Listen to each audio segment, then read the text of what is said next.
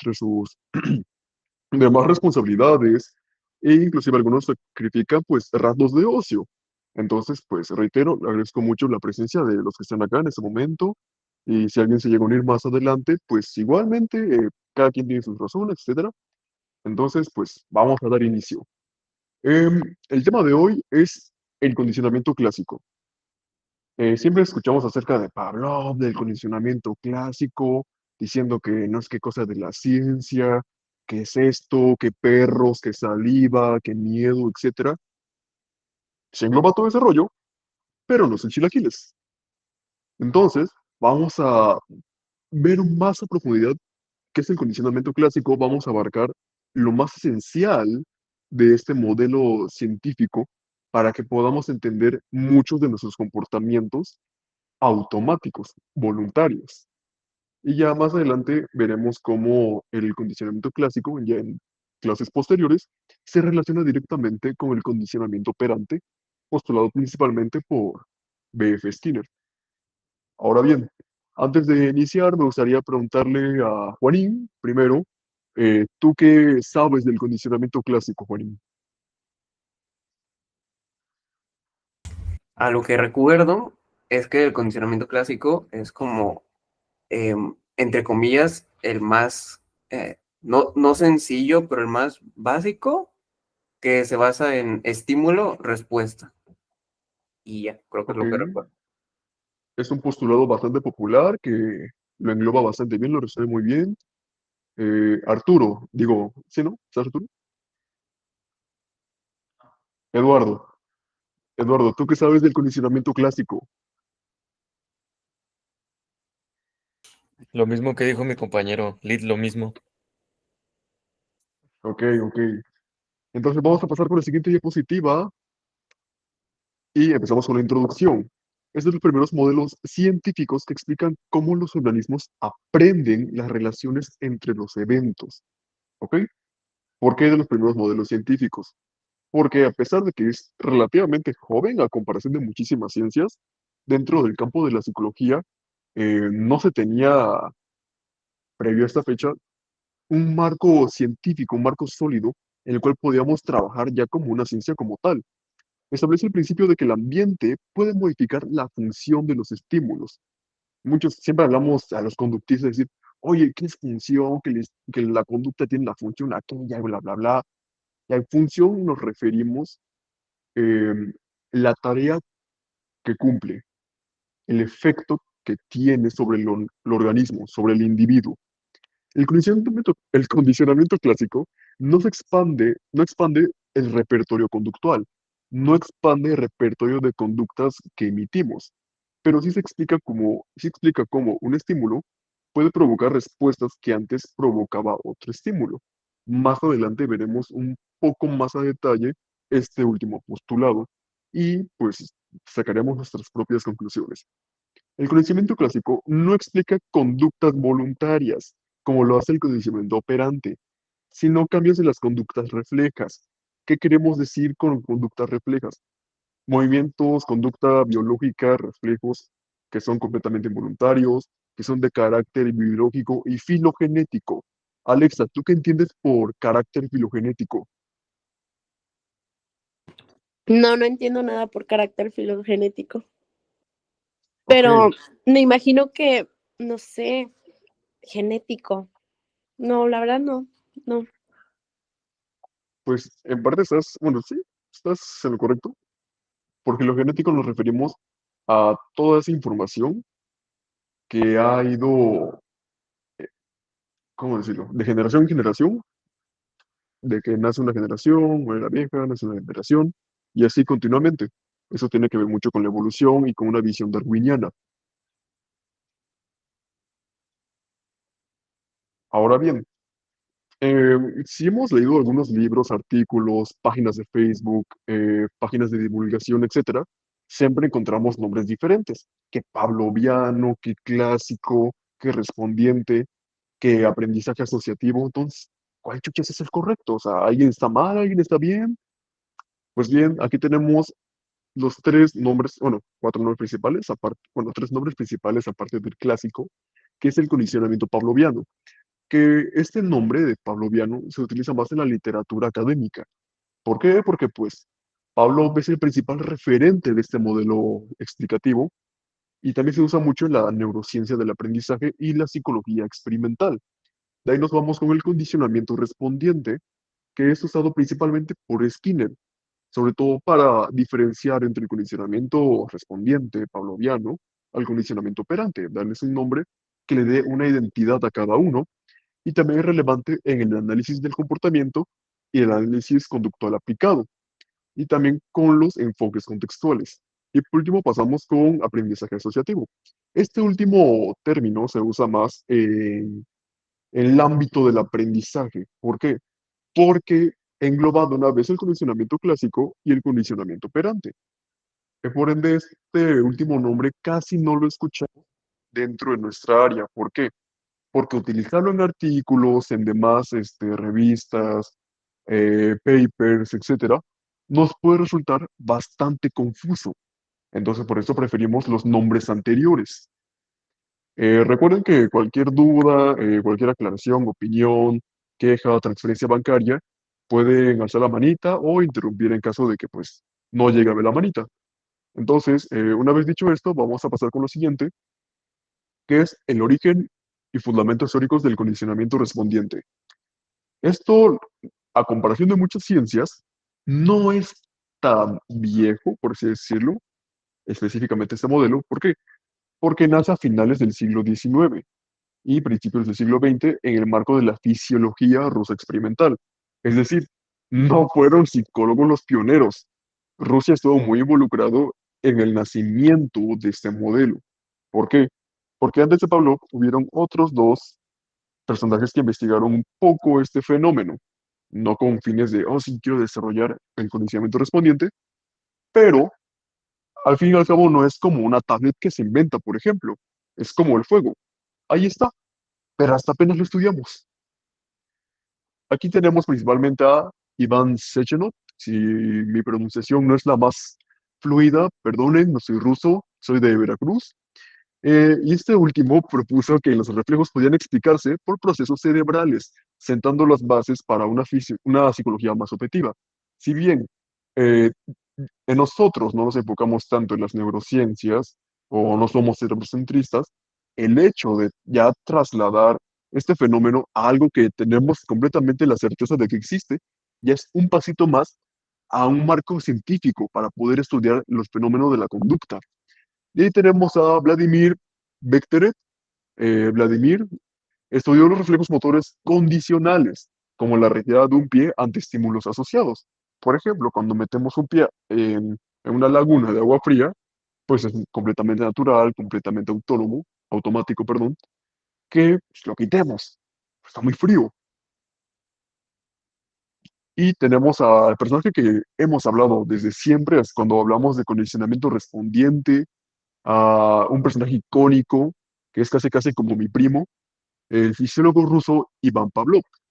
Pavlov, igualmente el anterior que los demás fisiólogos rusos, no buscaba crear un marco científico de primeras, no. Lo que buscaba Pavlov era investigar acerca de la digestión. Entonces recordemos su famosa historia de los perros, ¿no? Que Pavlov tenía sus perros, les llevaba de comer, pero antes de darles de comer, el estímulo incondicional, presentaba una campanita. Ping, ping, ping, ping, ping. Y con el tiempo esa campana fue asociada con la comida. Iván observó que sus canes ya no se limitaban, ya no solo emitían secreciones gástricas solo ante la comida, como les decía, en este caso la comida es el estímulo incondicional, ahora también con otros eventos, como la presencia del alimentador, el ruido de los pasos y la visión del recipiente donde está la comida, su bolsita de pedigrí. Ahora, ¿qué más hizo Pablo? A ese fenómeno Pablo lo llamó al principio secreciones psíquicas. Recordemos que la historia de la psicología lleva un buen de conceptos, un buen de nombres que con el tiempo han cambiado, entonces no vamos a juzgar los conceptos que se utilizaban hace más de 100 años. A partir de esto, diferenció dos tipos de reflejos. Los innatos, es decir, con los que ya venimos de fábrica, eh, preinstalados, y los aprendidos, que estos ya son más los estímulos condicionales. En un momento veremos más esto. Los aportes principales de Pavlov fue un método experimental riguroso. ¿Qué queremos decir con esto? Que ya podemos acercarnos más a la filosofía de la ciencia, ya podemos acercarnos más a aquellos componentes, a aquellos conceptos que nos acercan más a un marco científico para poder darnos un nombre entre todas las ciencias. Aquí ya entra en función el monismo, el determinismo, el mecanicismo, etcétera. Ya no tenemos que valernos del dualismo cartesiano, definiciones operacionales claras. Aquí ya tenemos nombres precisos, ya tenemos con qué trabajar, ya tenemos el estímulo, tenemos las respuestas, tenemos las conductas innatas, tenemos las conductas aprendidas. Ya no tenemos que recurrir a conceptos vagos o variables intervinientes, conceptos vagos como mente. Si yo le pregunto a Juanito, qué es la mente para él, me va a decir una cosa. Posiblemente si yo le pregunto a Alexa, qué es la mente para ella, me va a decir otra cosa. Si yo le pregunto a mi profe Moisés, oye, ¿qué es la mente para ti? Seguramente me va a decir otra cosa. Pero si nosotros empezamos a hablar de conducta, en teoría deberíamos tener todos la misma definición. ¿Por qué? Porque eso entra dentro del lenguaje científico, algo de lo que hablaba Rives en su artículo de ¿el mito de qué? ¿La mente? Sí, creo que se llama. Eso. Y también tenemos un marco teórico coherente sobre la formación de reflejos condicionales. Aquí ya tenemos la receta de la cocina. Aquí ya tenemos una mejor explicación más coherente de por qué actuamos como actuamos sin tener que recurrir a variables intervinientes o a ideas que no siempre van a congeniar entre sí. Aunque, bueno, inclusive dentro del mismo conductismo, dentro del interconductismo a veces, algunas veces como que no cuajan, ¿no? Como que no encuadran, pero aquí ya tenemos un marco mucho más sólido. Ahora, nos vamos a basar principalmente en tres fundamentos del condicionamiento respondiente: el reflejo como unidad de análisis, sustitución funcional del estímulo y contigüidad y contingencia. Empezando con el reflejo como unidad de análisis. Aquí ya tenemos con qué trabajar. Tenemos un objeto claro con el cual podemos investigar, experimentar, que es el reflejo, las conductas involuntarias, las automáticas. Para Pablo, la unidad básica no era la conducta, no era todo lo que engloba de que la relación funcional con el ambiente, los estímulos que llegan al organismo. Aquí nos vamos a algo más específico y es todo lo que, sino el reflejo, esta respuesta que emite el organismo. Las respuestas fisiológicas automáticas, y esto implica las respuestas condicionales son involuntarias. ¿Qué queremos decir con involuntario? Es decir, todas aquellas que no podemos decir, en este momento tengo ganas de hacer la digestión, en este momento tengo muchísimas ganas de tener taquicardia, de sobresaltarme, de tener una emoción así como si nada, como si fuera tan fácil como pulsar un botón. También tenemos que el aprendizaje ocurre cuando un estímulo neutro pasa a provocar una respuesta refleja. Más adelante vamos a ver en qué consiste los estímulos neutro, una respuesta refleja, pero un resumen de esto sería que un estímulo neutro es un estímulo que es relativo al organismo, no tiene una gran importancia, pero cuando se pasa el proceso de condicionamiento, ya este estímulo que antes era neutro, que antes era irrelevante, ahora pasa a provocar algo en nosotros, nos hace comportarnos de una manera. Sustitución funcional del estímulo. El estímulo condicional sustituye funcionalmente al estímulo incondicional. Es decir, que si un estímulo nos provocaba una respuesta, ahora otro estímulo nos va a provocar la misma respuesta, a pesar de que no sea el mismo estímulo. El estímulo incondicional, espera, no. Bueno, esto es debido a la historia del emparejamiento. Es decir, que vamos a emparejar el estímulo condicional y antes del estímulo incondicional va a venir el estímulo neutro, que próximamente será estímulo condicional, para al final tener una respuesta condicional. Aquí quise poner un ejemplo lo más universal posible, que tenemos los carteles de cuando tenemos ganas de ir al baño, ¿no? Que a veces ahí fuera dice WC, varones, mujeres, etcétera. Eh, Nosotros reaccionamos de una manera cuando vemos un cartel. Puede ser con alegría porque ya tenía muchas ganas de ir al baño, o puede ser por curiosidad, por cómo está pintado el cartel, etcétera. El caso es que nosotros no nacemos sabiendo que ese cartel significa que hay un baño. Pero tras una historia de aprendizaje y de emparejamiento, finalmente terminamos relacionando un cartel con esas características, ya sea ese de acá o este de acá, o esos que dicen man, woman, o los que tienen, pues así, y con que en efecto, del otro lado de la habitación hay un inodoro. Y por último vamos con continuidad y contingencia. Esos dos conceptos es muy fácil de confundirlos. ¿Por qué? Porque en cierta medida se parecen, existe correlación, pero no es lo mismo. ¿Por qué? Porque continuidad es que algo suceda después de una cosa. Pero contingencia, aquí ya hablamos de que hay una relación, de que un evento es contingente a otro. Y ahora una relación mucho más directa. La continuidad quiere decir que el estímulo condicional sucede temporalmente cerca del incondicional, mientras que contingencia es que el estímulo condicional predice la ocurrencia del estímulo incondicional. Es lo que les decía, de que y aquí ya hay una relación. En este caso ya es la predicción. Eso es lo que los une, lo que los hace una contingencia. Ahora, vamos a hacer una pequeña aclaración. ¿Por qué? Porque en la gran mayoría de papers, de artículos, de libros en la universidad, siempre vemos cómo se refieren a estos conceptos como estímulo condicionado, respuesta condicionada, estímulo incondicionado, respuesta incondicionada, etcétera.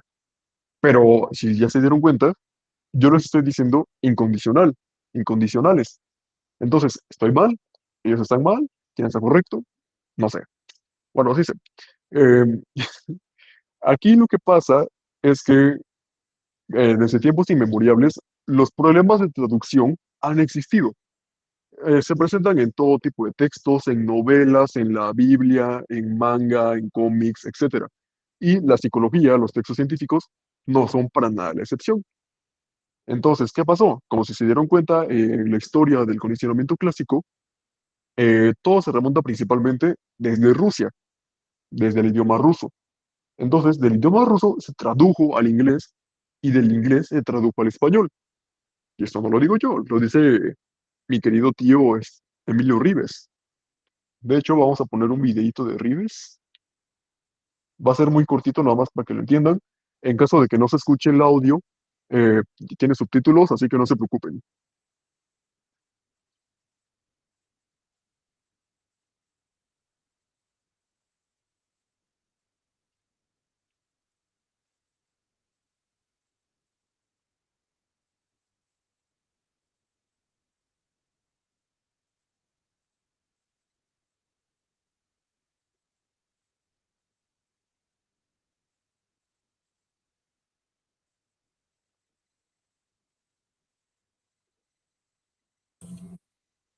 No se escucha.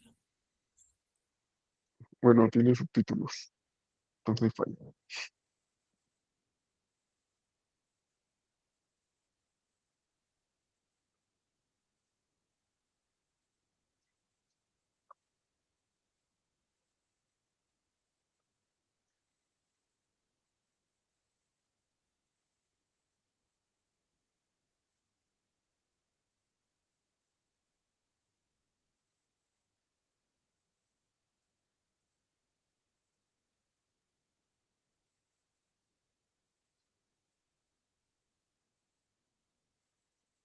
Como vimos, condicional hace referencia a que existe una relación, mientras que condicionado o condicionada, aquí hablamos de que algo le pasó al estímulo, algo le pasó a la respuesta. Es como decir, fue extinto, ¿se dice extinguido o extinto? Bueno, fue reforzado, fue extinguido con riesgo de equivocarme por hablar mal, o fue condicionado. Ahí ya es como más verbo. Entonces, siguiendo, ¿qué chihuahuas es el estímulo incondicional? Bueno, un estímulo incondicional es aquel que provoca una respuesta específica, pero de forma innata, de forma automática. No requiere una historia de aprendizaje previa. Es como si ya viniéramos de fábrica con ello, que ya viniera predeterminado a que actuáramos de cierta manera. No es de carácter, es de carácter filogenético, es lo que les decía hace rato. Estas respuestas a este tipo de estímulos han sido parte de generación en generación, gracias a la evolución de las especies. Por ejemplo, el estímulo de dolor. Supongamos que yo por accidente voy descalzo por mi casa y piso una pieza de Lego. Ese es el estímulo incondicional. Y la respuesta incondicional en ese caso sería una respuesta de retirada. No voy a mantener mi pie ahí a propósito. Lo común sería de a chingar. También tenemos otro ejemplo que es el estímulo condicional sería la comida, como el caso de los perros de Pavlov, y la respuesta incondicional sería este proceso de salivación o que se me abra el apetito. Y también tenemos que el estímulo condicional podría ser un ruido fuerte, como por ejemplo, no sé, escucho como una detonación afuera de mi casa. Y la respuesta incondicional sería sobresalto, sería miedo, sería duda. ¿Por qué? Porque desconozco de dónde viene ese ruido. Aquí había puesto unos taquitos al pastor. ¿Por qué? Porque esto puede ser un estímulo incondicional. Porque, bueno, aquí no se le antojan unos taquitos al pastor en este momento. Tenemos después el estímulo condicional, siendo antes un elemento neutro que no causa una respuesta específica en el organismo. Es un estímulo capaz de elicitar una respuesta tras ser emparejado en repetidas ocasiones con un estímulo incondicional. Su efecto puede ser aprendido, bueno, es aprendido, y puede mantener función incluso sin el estímulo incondicional presente. Por ejemplo, tenemos nuevamente el ejemplo de la campana de los perros de Pavlov. La campana es el estímulo condicional, de ahí le sigue la comida, que es el estímulo incondicional, y por último la respuesta, en este caso, ahora respuesta condicional, sería la salivación, el hambre. Esto es tras asociarse con la comida. Y también tenemos los hospitales. Eh, Esto puede generar respuesta de ansiedad y aversión tras experiencias dolorosas. Nosotros no nacemos con una aversión a un hospital, por ejemplo. Pero, por ejemplo, si un día me enfermé y me llevaron al hospital y me pincharon en la pompa y me dolió mucho al punto de llorar, entonces eso ya va a quedar en mi historia de aprendizaje. Entonces, cuando esté en un hospital, en una sala de hospital, en una sala de espera, por ejemplo, voy a tener una respuesta condicional, que en este caso sería pues miedo, ansiedad o aversión. Esto puede generalizarse a otros estímulos. Vamos a ver un poquito más adelante qué es este proceso de la generalización y por qué es tan relevante en la historia de aprendizaje y en el ámbito clínico. Por último, tenemos al estímulo neutro, como les venía diciendo hace unos minutos. El estímulo neutro es que previo al proceso de condicionamiento no elicita ninguna respuesta condicional de interés. Es decir, por ejemplo, tenemos claro que el estímulo condicional del hospital, su respuesta va a ser de miedo, de aversión, en el ejemplo anterior. Pero antes de ese proceso de condicionamiento, el hospital, en teoría, no nos genera nada relevante, no nos genera una conducta de interés, porque reitero, no nacimos teniéndole una respuesta clara a este tipo de estímulos. Puede ser de cualquier modalidad, ya modalidad sensorial, ya sea visual, auditiva, táctil, mixto, etcétera, y sin relación funcional previa con la respuesta objetivo. Por ejemplo, un consultorio médico previo a recibir un estímulo aversivo, como veníamos hablando anteriormente, me dan una inyección en la pompa o me dan una pastilla que sabe horrenda. Y también tenemos el otro ejemplo de una luz antes de asociarse con una descarga eléctrica. Como veíamos en la psicología experimental con las ratitas, normalmente utilizan estas descargas eléctricas como un estímulo aversivo en el proceso de discriminación. Esto nuevamente lo veremos más adelante. Y entonces una luz al principio no le causa nada a las ratitas, pero tras ser emparejadas con la descarga eléctrica, es decir, con la descarga eléctrica después de la presencia de la luz, ahí ya existe un proceso de aprendizaje. Ahí las ratas aprenden que la luz eh, predice la descarga eléctrica. Ahora vamos con el siguiente tema. Procesos respondientes básicos: adquisición, extinción y recuperación espontánea. Para hablar de la adquisición,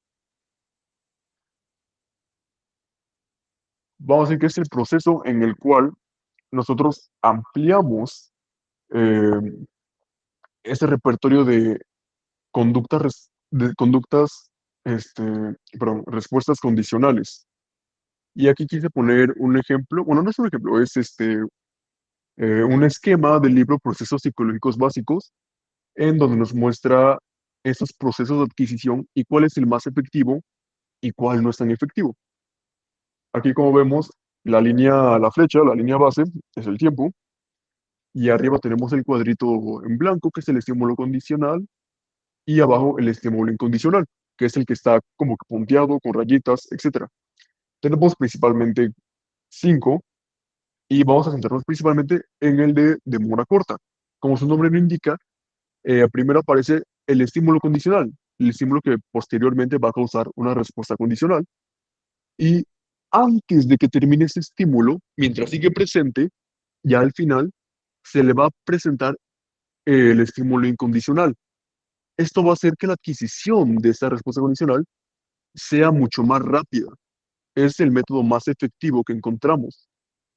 También se le conoce como delay, si no me recuerdo, y pues es de los más efectivos. ¿Por qué? Porque la contigüidad es muy estrecha. Es muy fácil de aprender con este método. De ahí tenemos de huella. Aquí tenemos primero que aparece el estímulo condicional, y si se dan cuenta, a diferencia de arriba, no están pegados.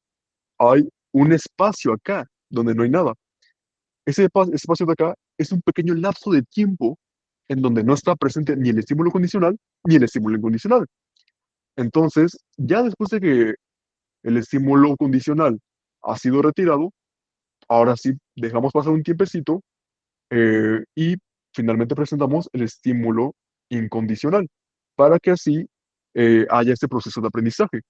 A diferencia del condicionamiento de mora corta, no es tan efectivo por lo mismo de que la continuidad ya no es tan estrecha, pero sí sigue siendo efectivo a comparación de los otros modelos, de los otros métodos que encontramos en este mismo esquema. Ahí tenemos el de demora larga. Aquí pues vemos que está el estímulo condicional, está presente un buen tiempo, ya después entra el incondicional.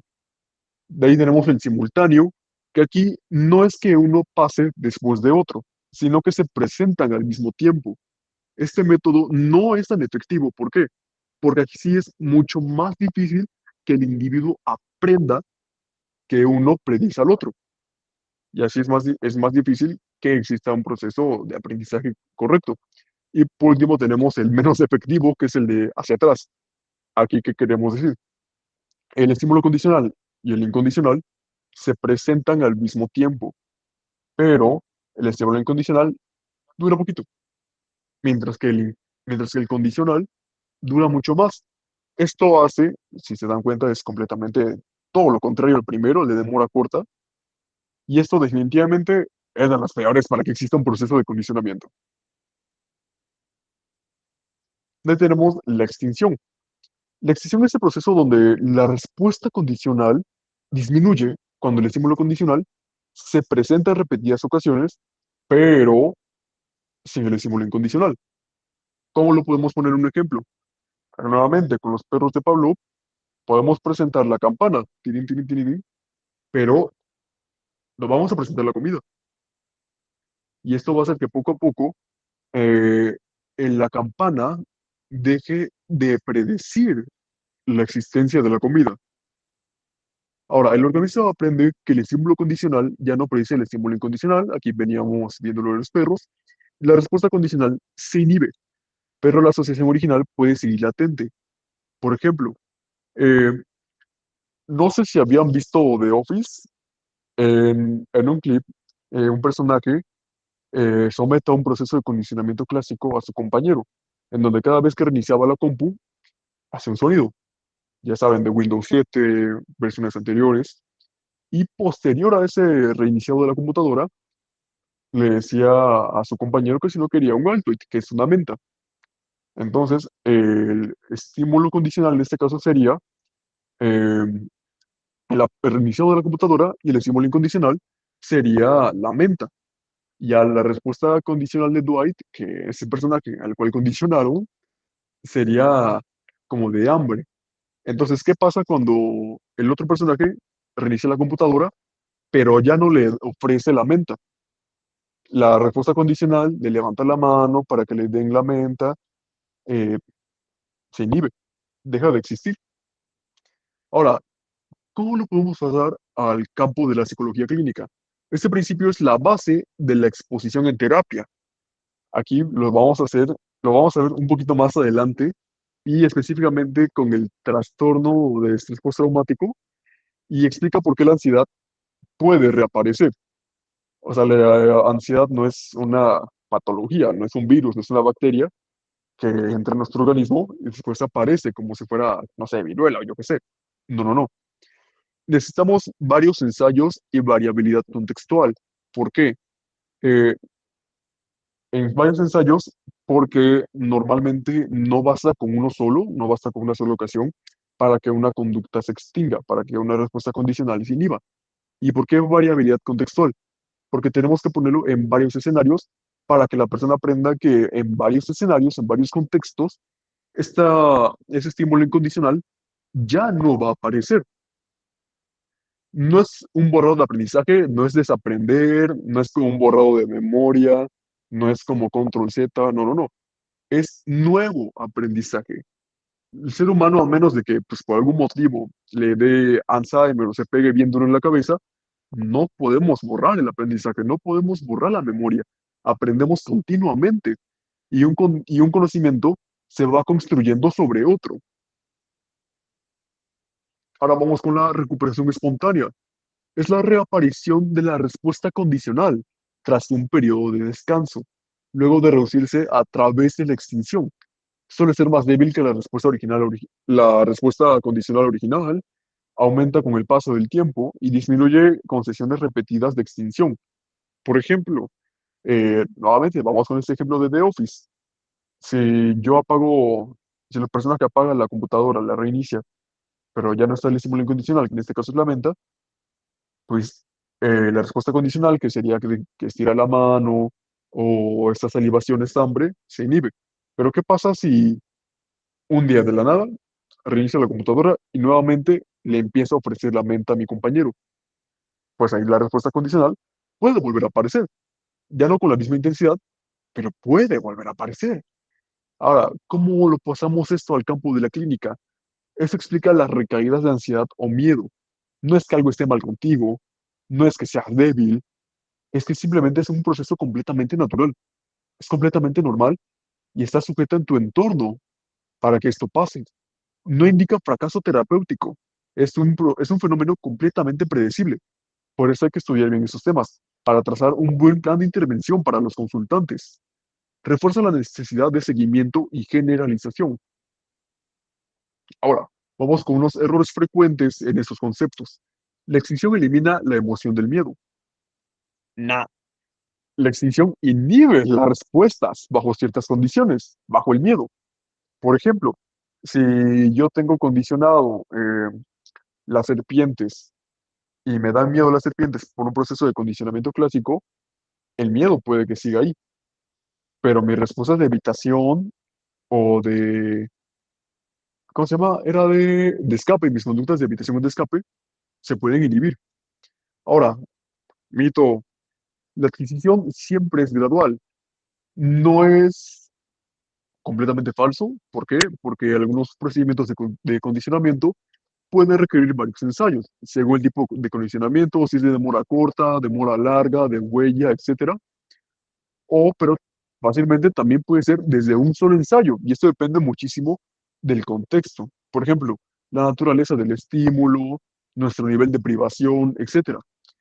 Puede darse desde el primer ensayo. Ahora, siguiente mito. Si reaparece la ansiedad, la terapia fracasó. Date de baja de la carrera. No, la verdad es que la recuperación espontánea es bastante esperable. Es un proceso natural, por así decirlo. Es algo que es fácil de predecir. Ahora vamos con la generalización y discriminación respondiente. La generalización es algo que ya habíamos, un concepto que vimos hace unos ejemplos, como el ejemplo del hospital, y ahora veremos por qué es tan relevante y por qué muchas veces esto nos es tan relevante en el campo clínico. Ahora, la generalización, su definición es, ocurre cuando una respuesta condicional se produce ante estímulos similares al estímulo condicional original. En un momento vemos un ejemplo para que quede muy claro. La intensidad de la respuesta condicional disminuye entre menos se parezca al estímulo condicional original. Eh, los estímulos condicionales tienen propiedades, eh, olores, texturas, formas, tamaños, forma de percibirlo, etcétera. Entonces, entre más propiedades comparte el estímulo con el estímulo condicional original, más intensa será la respuesta, más similar se va a parecer a la del estímulo condicional original. Por ejemplo, supongamos que yo tengo a mi sobrino Pablito. Un día Pablito iba caminando ahí por la calle, se mete al patio de Doña Chole, mi vecina, y empieza a molestar al perro, güey. Empieza a molestar a un chihuahua. ¿Qué pasa? El chihuahua se enfada, lo muerde. Pablito llora, ¿y qué pasa? Pablito queda condicionado. Aquí el estímulo incondicional sería la mordida del perro, la agresividad del perro. El estímulo condicional sería el perro como tal. Y la respuesta condicional ya sería una respuesta de miedo, una respuesta de aversión, de espérate, no quiero pasar por acá. Ya, ¿qué tiene que ver los chihuahuas abajo con el ejemplo? Pues todo. Ahora, me gustaría preguntarle a Hilda, ¿qué, qué ves en común entre estos perros?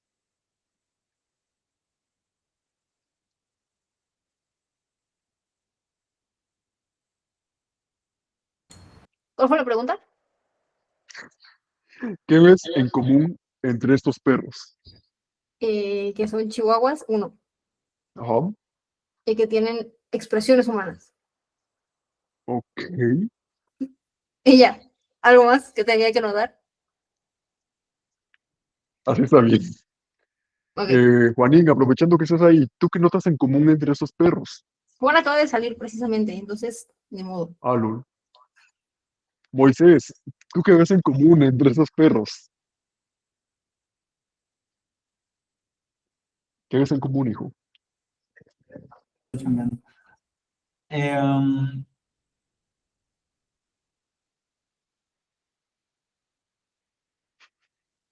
no sé, que están felices. ¿Qué propiedades físicas ves? Están sonriendo, enseñando su, ¿cómo decirle? No le puedo decir boca, es que... Su chipo, hocico, cualquiera de las dos Ah, es de su cuatro. hocico. ¿Era aceptable el término o es más coloquial? O sea, si digo No, creo chico, que es así. ¿es adecuado o así se llama? No, creo que realmente es hocico. Ah, hocico, su hocico. Eduardo, ¿tú qué notas en común entre esos perros? Que los cuatro están sonriendo. Bueno, excepto uno está está sacando la lengua y el otro nomás está poniendo el ojo. Bueno, no, de que los cuatro son chihuahuas, la neta. Exactamente. Puede que mi sobrino Pablito haya quedado condicionado originalmente con este perro de acá. Un chihuahua, está bajito, está chiquito, orejón, ojón, negrito, se parece a Natanael Cano, pero el proceso de generalización hace que otros perros con características similares, que en este caso serían otros estímulos, puedan elicitar una respuesta bastante similar. Tal vez este perro no es negro, pero también está orejón, también está ojón, también está chiquito, tiene el hocico pequeño y está cabezón. Lo mismo con este perro, no es del mismo color, pero también tiene ojos grandes, tiene una nariz muy similar, tiene una forma del cuerpo bastante similar. Y este perro también es negrito, también está ojón, tiene orejas similares, etcétera. Comparten ciertas características propias de la generalización de estímulos. Ahora vamos con la discriminación respondiente. Su definición es proceso en donde un organismo aprende a responder ante un estímulo en particular y no a otros similares. Esto es, si se dan cuenta, la otra cara de la moneda. Requiere que el organismo aprenda que solo un estímulo específico predice el estímulo incondicional. Se logra con la presentación de estímulos que no producen la misma respuesta, llevando a la inhibición o a la extinción de respuestas con esos estímulos. Supongamos que yo voy a una cafetería que me gusta mucho, ¿no? Salgo del trabajo, me gusta ir a tomar un cafecito para relajarme, etcétera. Y en esa cafetería trabajan dos baristas, el perro y el gato. El estímulo incondicional sería un sabor de café intenso, un sabor a toque de canela, piloncillo, ¿qué será? Esa amargura que caracteriza mucho el café, que, y entonces la respuesta incondicional en este caso sería sentirme bien, sentirme satisfecho, hasta con energía, hasta sentirme relajado, como sea. El caso es que es algo apetitivo, algo que me gusta. Pero ¿qué pasa? El, el café que prepara el perro no es el mismo café que prepara el gato. Puede que el del gato me sepa, o sea, la tierra, me sepa estiércol. Y ahí ya empiezo a discriminar. Ahí el estímulo condicional sería el perro, porque es el perro el café que me gusta. Es el perro el que predice el estímulo incondicional, el café que me gusta tanto. Sin embargo, el gato no. El gato hace el café que no me gusta. Ese güey nada más abre el Nescafé, lo bate y ya. Ahora vamos con el proceso de condicionamiento de orden superior o segunda orden y el proceso de sensibilización. Ahora, condicionamiento de orden superior o de segunda orden. Tenemos que su definición es que ocurre cuando un estímulo incondicional, es decir, un estímulo neutro que ya pasó por todo el proceso de condicionamiento, es emparejado con un nuevo estímulo neutro para convertirlo en un nuevo estímulo condicional. ¿Cómo lo hago para decir de una manera más sencilla? Ahora, el estímulo condicional original va a ser responsable de que haya otro estímulo condicional. El nuevo estímulo neutro es asociado con el estímulo condicional y no directamente con el estímulo incondicional. La respuesta producida con el nuevo estímulo condicional es más débil que, que la original. Ahora, aquí tenemos un ejemplo que en este caso, ajá, el estímulo condicional son mis amigos. ¿Por qué? Porque el estímulo incondicional son los chistes, son buenas charlas, son bromas, etcétera. ¿Y cuál es la respuesta incondicional de esto? Me siento cómodo, me la paso bien, río, se me olvidan mis problemas, etcétera. Entonces, la respuesta condicional al estímulo condicional, que son mis amigos, serían sensaciones agradables. Si yo me quedo de ver con mis amigos un lunes por la tarde para ir a echar botana, lo que sea, ya con el simple hecho de verlos, digo, este güey es recagado, ya me siento feliz de solo verlo. Ahora, el nuevo estímulo neutro que va a pasar a ser un nuevo estímulo condicional son los amigos de mis amigos, gente que no conozco. El estímulo condicional original, aquí lo marcamos como estímulo condicional uno, son mis amigos. Esas personas que ya me hacen tener una respuesta agradable. Y el estímulo condicional 2, es decir, el nuevo estímulo condicional, son los amigos de mis amigos, las personas que antes no conocía. Entonces, los amigos de mis amigos van a pasar a provocar la misma respuesta condicional, que en este caso serían sensaciones agradables. O sea, imaginen que llegan a su reunión semanal con sus amigos y uno de ellos llegó a un güey nuevo. Después de ese proceso de condicionamiento de segunda orden, ahora este nuevo amigo, de solo verlo, me va a causar cosas agradables. Voy a decir, este güey es recagado, este güey me cae bien, este güey también trae buenos chistes, trae buen cotorreo, y me voy a poner happy de solo verlo. Y aquí tenemos a los mejores amigos de la televisión, Bob Esponja, Calamardo, Patricio, de ellos aprendí lo que es la amistad. Y de ahí vamos con la sensibilización. Por definición, este proceso donde una respuesta emocional o fisiológica aumenta de intensidad debido a la exposición repetida ante un estímulo.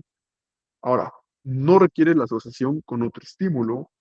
La respuesta puede generalizarse, a extenderse a otros estímulos no relacionados al original. El estímulo debe ser intenso. ¿Por qué? Porque si no pasamos a un proceso de habituación. La respuesta desaparece si el estímulo deja de repetirse. Aquí tenemos un ejemplo. Una persona que sufrió un accidente en coche puede volverse más sensible a ruidos fuertes y a la velocidad de traslado, incluso si no presentan un peligro real. Ahora vamos con las implicaciones clínicas del condicionamiento respondiente. Aquí nos vamos a ir un poquito más enfocados a la ansiedad, a las fobias y a las reacciones emocionales. Aquí tenemos el típico ejemplo que siempre vemos en las universidades, que los conductistas son unos monstruos, la verdad sí. Tenemos el pobre inocente Albert, que fue sometido a un proceso de condicionamiento y terminó de por vida con una fobia a las ratas. Ahorita veremos el proceso detrás de esto. Ahora, ansiedad y condicionamiento clásico. Hay que tener en claro que la ansiedad es una emoción más y que Chihuahuas es una emoción. Las emociones son predisposiciones para actuar de cierta manera. No son un agente interno, no es una personita como en intensamente, no, no, no. No son una variable interviniente responsable de la conducta. Claro, influye en la conducta, pero no es determinante. Ahora, podemos conceptualizar que la ansiedad es una respuesta emocional frente a un estímulo que anticipa un evento, haya una amenaza inmediata o no.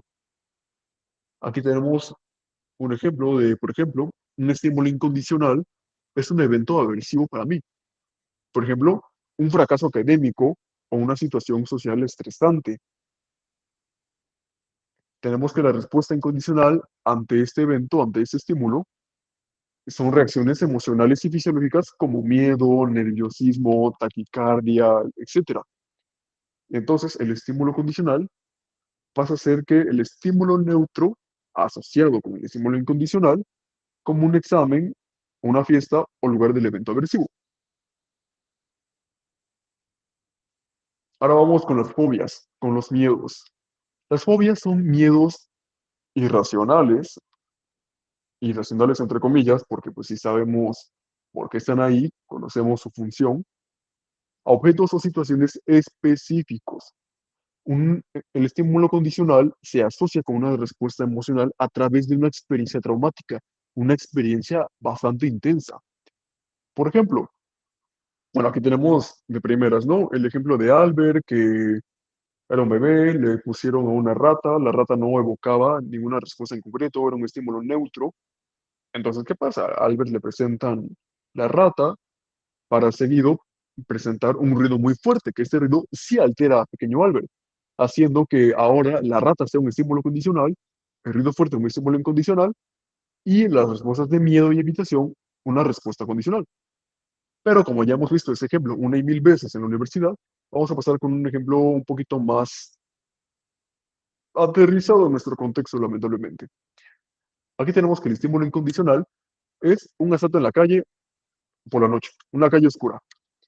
Me asaltan, me quitan mis pertenencias, un evento, pues la verdad que no se le desea a nadie. Y entonces la respuesta incondicional es miedo, sobresalto, taquicardia, etcétera. Entonces, ¿qué pasa? El estímulo condicional pasan a ser las calles oscuras, pasan a ser avenidas, o inclusive la oscuridad por sí misma, esté en la calle o no. Entonces, ahora, este estímulo de las calles oscuras, las avenidas o la oscuridad en sí, pasan a tener una respuesta condicional, que es miedo a las calles oscuras, miedo a las avenidas.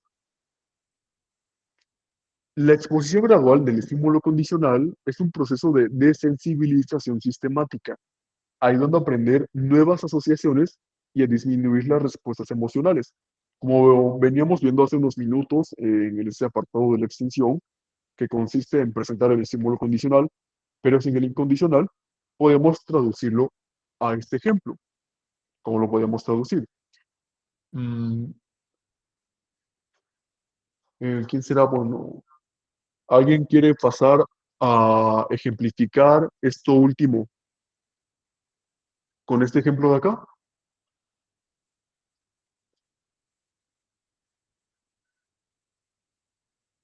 Como así un ejemplo de condicionamiento.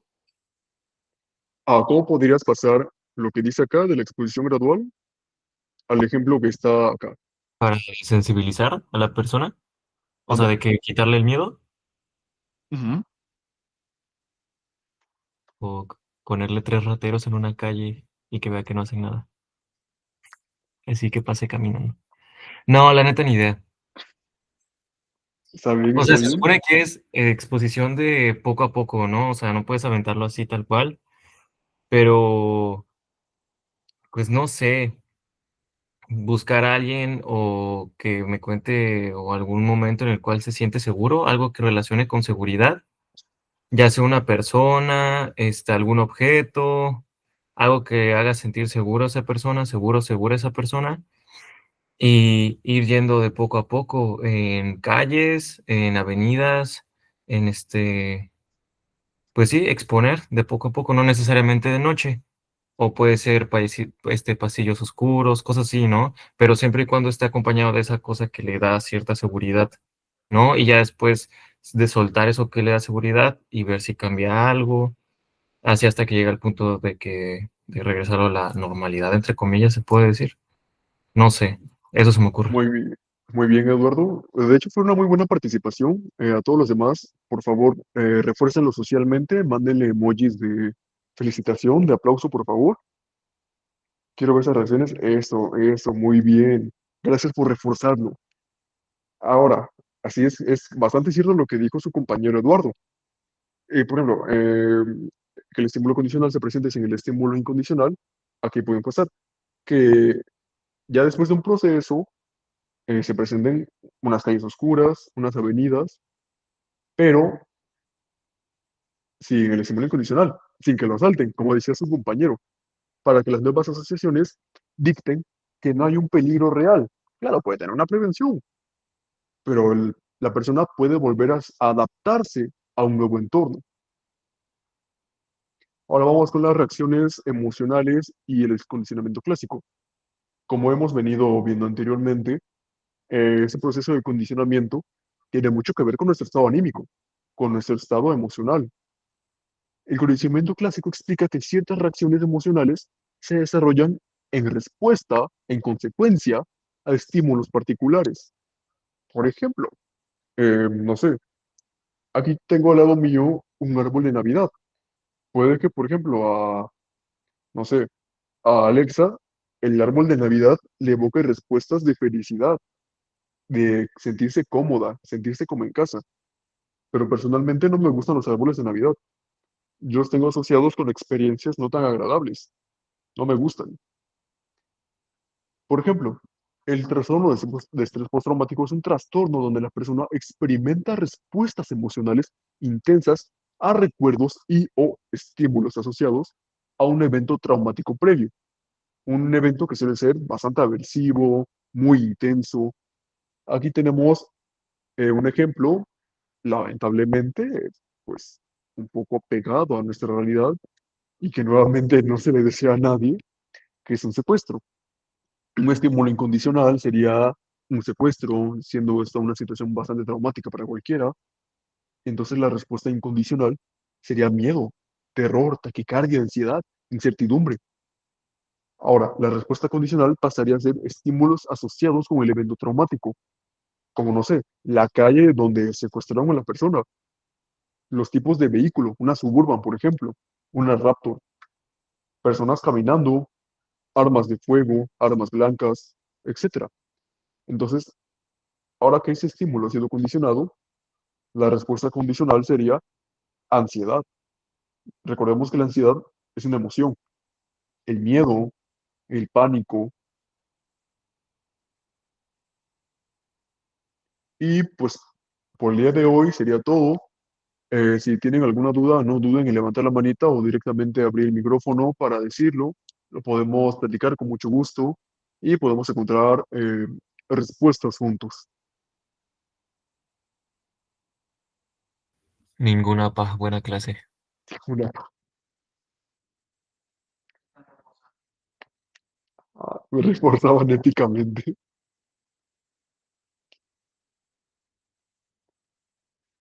Bueno, entonces, si no hay más dudas por el momento de alguien, entonces podemos dar por terminado esta clase. Espero que se haya podido entender lo mejor posible. Si algo no quedó del todo claro, reitero, lo pueden decir sin ningún problema. Podemos buscar nuevos ejemplos, nuevas